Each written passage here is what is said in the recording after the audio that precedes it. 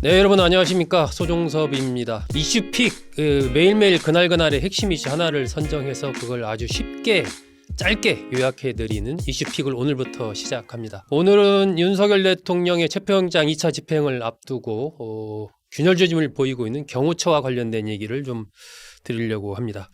지난 1차 체포영장이 3일날 집행을 실패를 했습니다. 한 5시간 20분 정도 하다가 1차, 2차 저지선 뚫었지만 3차 경호처 저지선에 막히면서 실패를 했죠. 이때 기간은 7일이었습니다. 그리고 나서 이제 공수처가 2차 체포영장을 발부받았는데 이때는 기간이 아직 정확히 알려지지는 않았지만 대략 한 3주 가까이 되지 않느냐라고 언론에서 보고 있습니다. 그렇다면 이제 설 전까지 체포영장 집행 기간이 남아 있다. 대략 이렇게 조금 보도가 되고 있습니다. 이러면서 이제 경호처의 핵심 수뇌부에 대한 체포영장을 계속해서 조사 요청을 이제 공수처에서 하고 있는데 그것에 불응을 하고 있는 그러한 상황입니다. 아마 이번 주가 지나면 경호처 수뇌부 보통 5명이라고 얘기를 하는데 박종준 전 처장, 그리고 김상훈 차장, 이광우 경호본부장, 김신 가족부장이 있고 또 한 명 출석한 분이 있죠. 이렇게 해서 5명이 전부 다 경호처의 핵심 수뇌부다 이렇게 얘기를 하는데 그중에 박종준 처장과 이진하 경비안전본부장 이 두 사람은 출석해서 조사를 받았습니다. 나머지 이제 3명이 조사를 안 받고 있는 그런 상황인데 아마 이번 주가 지나면서 그 3차 출석 요구가 대략 또 지나가기 때문에 대체적으로 이번 주에 2차 체포영장 집행이 되지 않겠느냐라는 것이 대략적인 전망입니다. 다음 주까지 가게 되면 이제 또 설이 바로 목전에 다가오고 하기 때문에 장기전을 펼치기가 좀 부담스럽다라는 거죠. 이런 가운데 윤 대통령은 14일 헌법재판소에 열리는 첫 탄핵 심판 변론 준비기일에 불출석하겠다 이렇게 얘기를 했습니다. 신변 안정과 경호 문제가 해결이 안 됐다라는 것을 이유로 들었습니다. 16일에도 2차 변론기일이 잡혀 있는 상황이죠. 지난번에 윤 대통령은 법적 정치적 책임을 회피하지 않겠다. 탄핵이든 뭐 수사하든 당당히 맞서겠다 이런 얘기를 했는데 그 말에 걸맞지 않은 그런 태도를 지금 보이고 있습니다. 이번 주가 탄핵 정국에서 중요한 한 주입니다. 내란 특검법 국회 처리가 예정이 돼 있고 윤 대통령에 대한 2차 체포영장 집행이 전망되고 있는 상황이고요. 내란 관련된 국정조사가 또 가동이 됩니다. 또 헌법재판소 첫 변론도 14일 날부터 시작이 되기 때문에 탄핵과 관련된 여러 가지가 진행이 되는 중요한 한 주입니다. 자, 이런 가운데 현재 공수처를 중심으로 한 공조본에서는 경호처 수뇌부 5명을 모두 입건을 했습니다. 박종준 경호처장, 전 경호처장이죠. 이제 지난 10일과 11일 경찰에 출석해서 장시간 조사를 받았습니다. 박 전 처장의 휴대전화도 공조본에서 확보를 했습니다. 이 휴대전화를 분석을 해보면 지난 1차 체포영장 집행 당시의 여러 가지 흐름이라든지 경호처의 대응, 원칙 등등을 좀 파악하는데 중요한 어떤 그런 단서가 되지 않을까 하는 그런 생각이 듭니다. 이 박 전 처장은 비폭력 원칙으로 이 사태를 해결해야 된다라고 지시를 했었고 또 기관 간 중재를 통해서 해결해야 된다라는 입장을 가지고 있었죠. 어쨌든 대통령 체포하는 부분에 물리적 충돌이 있어서는 안 된다. 라는 그런 입장을 가지고 있었지만 이제 지금 사임을 했습니다. 이진하 경비안전본부장도 11일 경찰에 출석해서 조사를 받았습니다. 원래 경호처 공무원이죠. 이진하 본부장은 공무원이기 때문에 출석해서 조사받았다라는 부분이 또 경호처가 조금 흔들리고 있는 것 아니냐라는 하나의 이렇게 판단하는 근거로 제시가 되기도 합니다. 이 박 전 처장과 좀 가까운 그런 관계로 알려져 있습니다. 이 두 사람은 경호처 수뇌부에서 이른바 온건파로 그렇게 언론에서 분류를 합니다. 그렇다면 강경파가 있을 텐데 강경파 3명 꼽히고 있습니다. 김성훈 경호차장, 그리고 이광우 경호본부장, 김신 가족부장 이 3명이 이제 경호처 안에 이른바 김용현, 김건희 라인이다 이렇게 꼽히면서 강경 흐름을 주도한다 이렇게 지금 알려지고 있습니다. 김성훈 경호차장 같은 경우는 2차 체포영장 집행에 대비해서 뭐 기관단총 이상의 그 중하기로 무장을 하라라는 이런 무력 사용을 포함한 강경 대응 지시를 내렸다라는 이런 내용을 또 오늘 동아일보가 보도를 했습니다. 전술복, 헬멧 착용 지시했고 매스컴에 노출되도록 순찰을 하라. 뭔가 이런 좀 우리가 강경하게 이렇게 대응을 한다라는 부분을 언론에 알려라라는 이런 흐름을 주도하고 있다는 얘기죠. 이광우 경호본부장과 김성훈 경호차장 이 두 사람은 1996년도 경호처에 5기로 입사한 입사 동기입니다. 그리고 두 사람은 군에서도 같이 근무를 했습니다.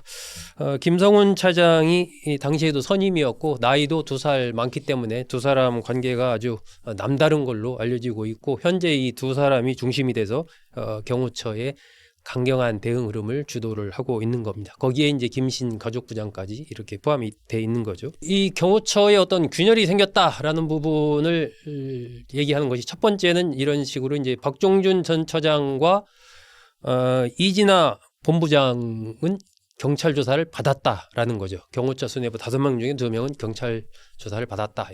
온건파와 강경파로 이렇게 경호처 수뇌부가 갈렸다라는 부분이 경호처 균열의 한 가지 그렇게 판단하는 이유입니다. 두 번째는 이제 윤건영 더불어민주당 의원이 공개를 했는데 윤건영 의원은 노무현 정부 때 5년, 문재인 정부 때 3년에서 한 8년을 청와대에서 근무하면서 경호처 쪽 사람들과도 나름 이러저런 관계가 있는 걸로 그렇게 알려져 있습니다. 윤건영 의원이 이런 얘기를 했습니다. 경호처 과장, 부장단 회의에서 경호차장과 경호본부장에 대해 사퇴하라는 요구가 터져 나왔다. 이렇게 얘기를 했습니다. 윤 대통령이 이제 이들과 점심을 하면서 여러 가지 격려 등등을 했고 아마 그러한 비슷한 지시를 했고 그걸 받아서 경호차장 등이 강경한 흐름을 이렇게 가져가니까 내부에서 반발을 했고 그런 목소리가 터져 나왔다라는 것이죠. 경호처 균열을 점치는 이제 세 번째 근거는 경호처 내부망에 글이 올라왔다라는 겁니다.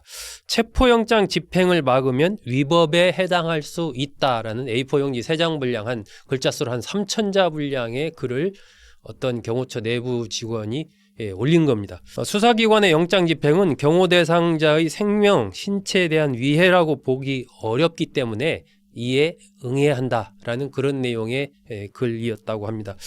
김성훈 차장이 보고 이 글 삭제해 뭐 이렇게 지시를 했는데 그 담당 그 과부장이 이건 뭐 제 권한이 아니다 뭐 이렇게 버텼고 그래서 김 차장이 전산 담당 직원한테 얘기해서 그걸 삭제를 했는데 다시 또 여러 가지 내부에서 이런저런 말이 많고 하니까 12일 오후에 다시 원래대로 원상복구했다라는 게 현재 언론에 보도된 내용입니다. 경호처 직원 중에 한 인물은 한겨레와 만나서 또 얘기를 했습니다. 이 경호처 관계자는 4급 이상 간부들 대다수는 체포영장 집행에 협조하자는 입장으로 돌아섰다. 충돌까지 감수하자는 강경파는 10명 이내로 보인다. 이렇게 한겨레에 증언을 했습니다. 그러면서 김성훈 차장과 이광우 경호본부장의 소환 체포만 이루어진다면 협조할 것으로 기대하고 있다. 결국 이 두 사람이 강경한 흐름을 앞장서서 주도하고 있고 두 사람이 체포된다면 경호처의 윤 대통령에 대한 체포영장 집행 협조가 이루어질 거다. 뭐 이런 얘기를 또 한 경호처 관계자가 한겨레와 만나서 얘기를 했습니다.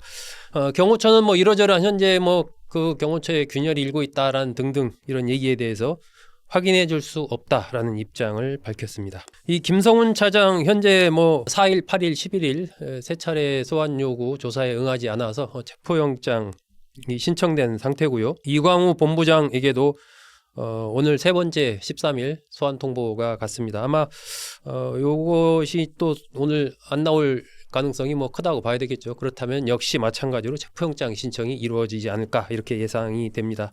공조본의 전략 지금 이번 주에 윤 대통령에 대한 체포영장 2차 진행을 하게 된다면 어떻게 할 것인지 상당히 이제 관심을 모으고 있는데 먼저 이들 경호처 간부 3명 김성훈 차장, 이광우 경호본부장, 김신 가족부장 먼저 체포를 한 뒤에 대통령의 신변을 확보하는 그런 전략을 쓰지 않을까 이렇게 예상이 됩니다. 그리고 또 뭐 부상자가 발생하거나 장애물 철거 지금 그 관저 주변에 대통령 관저 주변에 철조망 다 둘러 쳤지 않습니까? 이런 거 이제 철거하다가 발생하는 비용 이런 것을 경호처 상대 손해배상 청구 소송을 하거나 구상권 청구를 검토하겠다, 이런 걸로 알려지고 있고요. 경호처 체포 저지 시도에 만약에 경호처 직원들이 불복해서 입건될 경우에는 선처하는 방안, 이런 것들도 검토하고 있다고 합니다. 그러면서 텐트 같은 거, 그러니까 좀 체포영장 집행이 장기화될 가능성까지 염두에 두고 준비를 하고 있고, 인력도 1차 때보다는 훨씬 많은 인력을 투입을 할 그럴 생각으로 준비를 하고 있는 것으로 알려지고 있습니다. 또 경호처 직원들이 저지를 할 경우에 경호처 직원들 체포하는 것까지 이렇게 검토를 하고 있습니다. 윤 대통령 측에서는 이제 변호인을 윤곽근 변호사 등 변호인을 선임을 해서 대처를 하고 있는데, 일단 뭐 2차 체포영장 집행 자체는 그대로 살아있다라고 공수처에서 얘기를 하면서 집행을 할 의지를 보이고 있기 때문에, 집행을 하게 된다면 이번 주가 상당히 유력하지 않겠느냐. 이번 주 중반을 전후한 시기에 2차 윤 대통령에 대한 체포영장 집행 가능성이 커지고 있습니다. 예, 오늘은 윤 대통령에 대한 2차 체포영장 집행을 앞두고 공수처의 흐름들, 그리고 특히 대통령실 경호처에서 균열이 일어나고 있는 흐름, 이것이 또 2차 체포영장 집행에 어떻게 작용하게 될지 잘 지켜봐야 될 필요가 있을 것 같습니다. 네, 오늘은 경호처와 관련된 이런 내용으로 말씀드렸습니다. 여러분 잘 들어주셔서 고맙습니다.